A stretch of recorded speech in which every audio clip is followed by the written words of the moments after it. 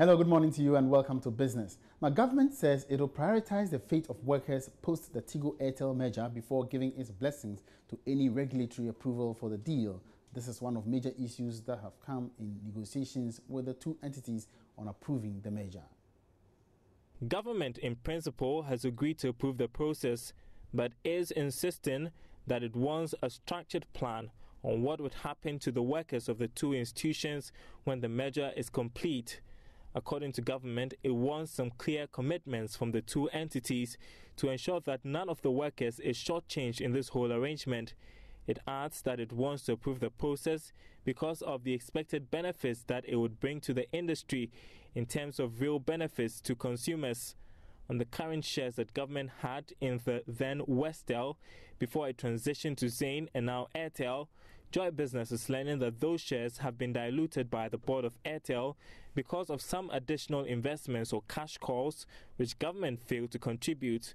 So the requirement of listing government shares in Airtel, sources say, will not be an issue for now. Tigo and Airtel in March this year announced an agreement to merge the two entities, with each of them having equal governance rights. The merged entity would have 10 million customers, revenue projection of $300 million, and move it to the number 2 spot in the industry. Away from that, bottling companies have been challenged to take up proper plastic waste management, not only as a means of cutting down costs, but to protect their brands. Cordy Aziz is the chief executive of Environment 360, and she believes brands must commit to the management of waste resulting from the consumption of their products. Environment 360 launched Evolve Phase 3 of their program in commemoration of the World Environment Day. Since its introduction, the Evolve Recycling Program has helped keep 28 tons of plastic waste and 31 tons of paper waste from our landfills.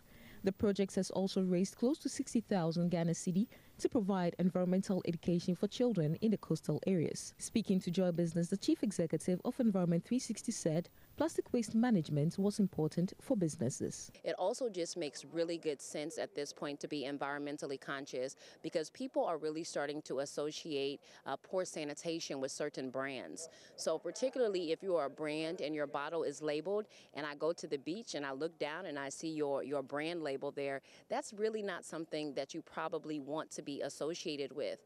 So even when you look at the protection of your brand and what's happening with that, then it really makes more sense for you to actually try to harvest this product and actually create opportunity for those people in the communities that you're serving while also improving their quality of life.